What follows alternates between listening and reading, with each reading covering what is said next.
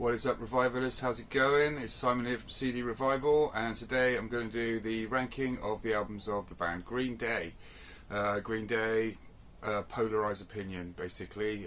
Some people like them, some people hate them, some people like certain albums, hate certain albums. So yeah, there's a lot of controversy over what's good from them, what's not, whether they're good at all. Billy Joe Armstrong is quite another polarising figure. Yeah, he's not the, doesn't come across as the, nicest of guys, maybe, can be a bit annoying and what have you, but I think he's a great songwriter, has done some good stuff, and I think, generally they've got a pretty strong catalogue. There's not too many albums of theirs that I don't really like. I think most of them are pretty strong. So yeah, I'm going to go through my ranking of their 13 studio albums from least favourite to favourite. I imagine there will be some controversy over this list, and I certainly do welcome you putting your own rankings in the comments below and telling me where exactly I've gone wrong. So yeah, they formed in 1987. They were originally called Sweet Children, changed their name to Green Day in 1989 in the sort of Bay Area, San Francisco. And starting off, my least favourite of their albums, which I don't own and probably won't get, to be honest with you, maybe if I saw it very cheap, is their 13th most recent studio album, Father of All Motherfuckers. Came out in 2020, and it's their sort of take on like a garage rock style. They're basically trying to be the White Stripes as far as I'm concerned. He sings in a falsetto quite a lot. It's very sort of Jack White-esque. Don't really pull it off. It's a 26-minute long album. It's there, as far as I'm concerned, it's like a contractual obligation with Reprise, which was their record label, so it's their last album with them. And they kind of threw it together, even though it did take them like 4 years or something. But even so, yeah, very short album, which is kind of merciful. Not really a lot to say about this or recommend about it. I think the title track's okay, but it does, the first sort of 3 or 4 tracks are alright, and then it just tails off. It's just very, very tedious, and none of the sort of trademark, I don't think, sort of hooks for that Green Day are kind of famous for, and what I enjoy most about them. I enjoy their sort of punkier stuff and their short stuff, and that'll be reflected in my ranking. But yeah, 13 easily is Father of All Motherfuckers. Not a great album, terrible album cover. Not a lot to recommend.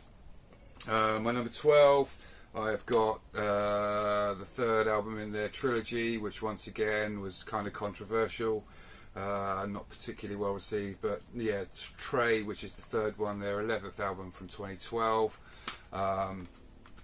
Definitely the weakest of the three, and I don't particularly like it that much either. It's not a lot of great stuff on it. There's a few decent tracks. I think Missing You's okay. There's things like Drama Queen, which I really don't like. Little Boy Named Train's okay. Dirty Rotten Bastard's probably the best track on here, actually, and that's a sort of lengthier American Idiot-esque style, longer piece with different time changes and what have you. But even the punkier stuff like 99 Revolutions is just kind of by numbers. I think they pretty much run out of ideas on this one. Ex-Kid was the single, I think, and that's not particularly great either. Not a lot to recommend about Trey. That's my number 12 from 2012, and that's their 11th album. My number 11, which I also don't own, which is their first album, 39 Smooth, from 1990. This one had John Kiffmeyer on drums, and it's an alright album, to be honest with you. It's quite rough and ready, but very punky. I think there's 10 tracks on it. None of them like bad, none of them like outstanding. Probably key tracks are like At the Library. Rest is a good track as well. But yeah, not a bad album at all. It's worth a listen. You can see where they were going. Production's not fantastic, but it's okay. 39 Smooth, my number 11. And that's their first album, their debut album from 1990. My number 10, I have got their 12th album, which is Revolution Radio, and that's from 2016.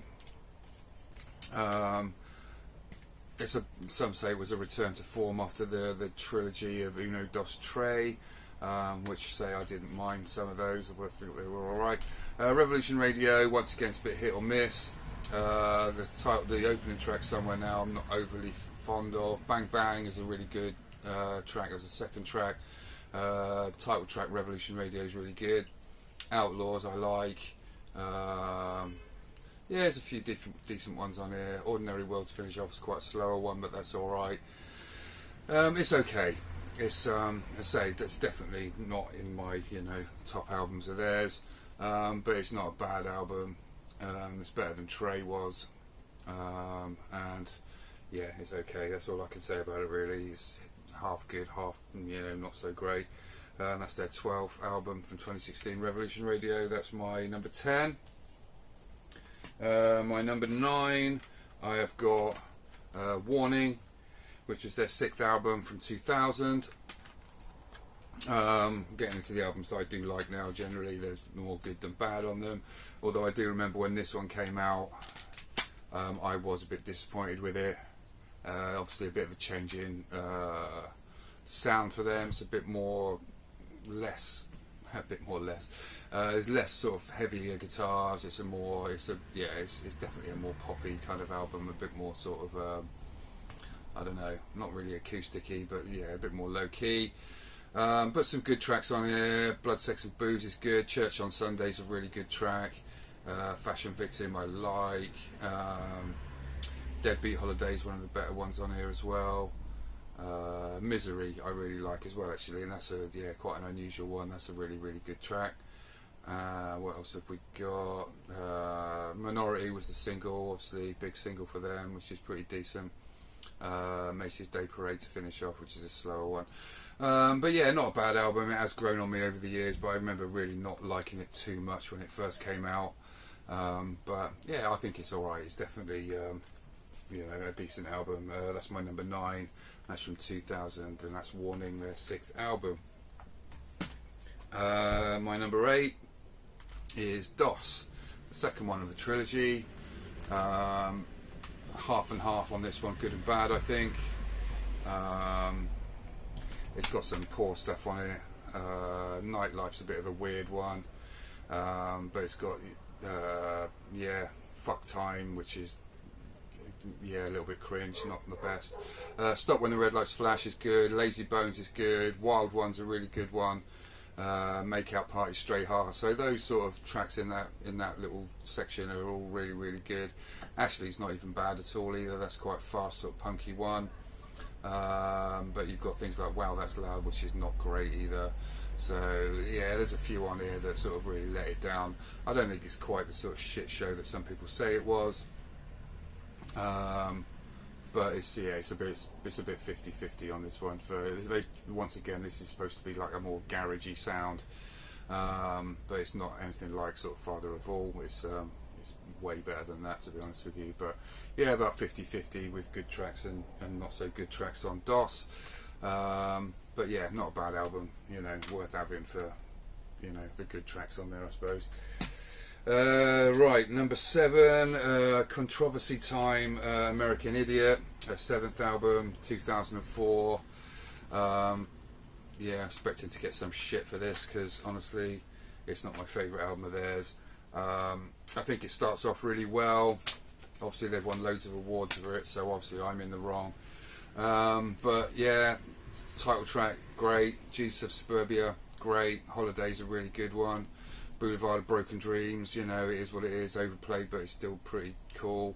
Then we go to Are We the Waiting, which I don't really like. St. Jimmy's alright, and then it just, for me, it just gets very tedious. The second half of the album's just like a snooze fest. I think the last track, What's the Name's probably the best one on the second half of it, if you like, but yeah, it just goes on to sort of blah blah blah blah blah. I couldn't really care less about the whole concept of the album, to be brutally honest. And so it starts off really well, and then I think tails off into absolute tedium. What can I say? It's not my favourite album of theirs by a long stretch. That's why I've got it at number 7. And that's American Idiot, their 7th album. 2004. It's not really the Green Day that I like. They've obviously just tried to be like The Who and do Quadrophenia or something, but which I believe they did listen to a lot when they were making this album. So if you love this, then fair play to you, but for me, it's down the list, I'm afraid. So number 6, I've got Kaplunk, which is their second album. Don't own this one on CD, from 1991. This was the first one with Tré Cool on drums. He joined for this album, and yeah, really cool. Production wise, not the best, but a lot of really cool tracks on it. It's just straight up punky, pop punk, you know, like the Green Day that I like. 2000 Light Years Away is the opening track, really cool. It's got a version of Welcome to Paradise, the original version of that on there, which is cool, you know. Christy Road's a really good one. Private Ale's a really good one. It doesn't set the world on fire, but it's a nice, you know, easy to listen to, good fun. Stick it on, you're not going to hate any of the tracks. So yeah, enjoyable album. I do really like Kaplunk. Listened to it quite a lot over the last few days. It's one of the ones that I've listened to the least. I've listened to a lot of Green Day over the last week. Pretty much listened to all the albums like many times to, you know, get this in my head of which, you know, which would be my favourite and which not. And Kaplunk's really stood out as like a decent album. I do enjoy it a lot. So that's my number 6 from 1991, second album, Kaplunk. Number 5, once again, probably controversy. I've got Uno, an overhated album as far as I'm concerned. I really don't understand people's. If you like Green Day, you kind of need to like this album because it's good. It's just classic Green Day stuff. Super catchy songs on it. Nuclear Family, really good opening track. Stay the Night's like catchy as all hell. Really good. Carpe Diem, excellent. Let Yourself Go, excellent. Kill DJ, yeah, it's a little bit cheesy, but it's kind of a cool track, you know. You kind of find yourself singing along to it, even though it's yeah, you know, lyrically dubious, but I kind of like it. Fell For You, super catchy. Lost Control, Troublemaker's probably the weakest one on here. Angel Blue, super catchy. Rusty James, Oh Love to finish off, super catchy. It's just a super catchy pop punk album, man. There is not a lot to dislike about this one as far as I'm concerned, and I will fight anyone that disagrees. So yeah, that's my number 5, their 9th album from 2012, Uno. Number 4, I have got their 5th album, Nimrod, from 1997. Very enjoyable album. Let down by the second half. Well, not the second half even, but just the last bunch of tracks. They probably could have cut it short. But some top-notch tracks on here. Some really good stuff on here. Nice Guys finished last. Hitching a Ride's great. The Grouch is like superb. Redundant, really cool. Platypus is a really up-tempo punky one. Uptight, super catchy. Jinx and Haushinka, they go into each other and they're like absolutely superb. And Walking Alone's alright, and then it probably could have stopped there. You got a few at the end like King for a Day, which I'm not massively a fan of. Good Riddance, Time of Your Life, it's alright, don't get me wrong, it's a good track, but it's been like well overplayed. 18 tracks, quite a long album. Probably could have done with like, I don't know, 14 tracks and would have been a tighter and probably slightly higher in the ranking. But you know, the ones that are above it are strong. But yeah, Nimrod, really good album. Like, you know, do really like it. But just say could have been a little bit more concise. Take a few tracks off would have been, for me, a much stronger album if it was a bit shorter. But still, some of their best tracks on here, man. It's just a really good album. Number 3 is 21st Century Breakdown. This is their longest album. I think it's like 70 minutes long, something like that. Yeah, I do enjoy this a lot. It's similar. Obviously, they did American Idiot, and then they did another like longer concept-y album. Once again, I could be less interested about the concepts. It's not really my thing. But the songs on there are, I think, much stronger than American Idiot. There's much more diversity in the sounds on American Idiot. Excuse me. And it doesn't tail off quite as badly. I think it's good. The title track's really good, quite an epic one. Know Your Enemies, really cool. Viva La Gloria, Before the Lobotomy, Christian's Inferno. It's just loads of really good stuff on it. East Jesus Nowhere is really good. Last of the American Girls is cool. And you've got things like Static Age, Horseshoes and Hand Grenades. It's 21 Guns. Really good album, like say long album, but a lot of like cool, diverse stuff on here. Holds my interest far more than American Idiot does, and I think it's a much stronger album as a result. So yeah, that's my number 3, 21st Century Breakdown. That's their 8th album. That's from 2009. Well worth a listen. You get your money's worth on there. My number 2 and number 1 were quite close, to be honest with you.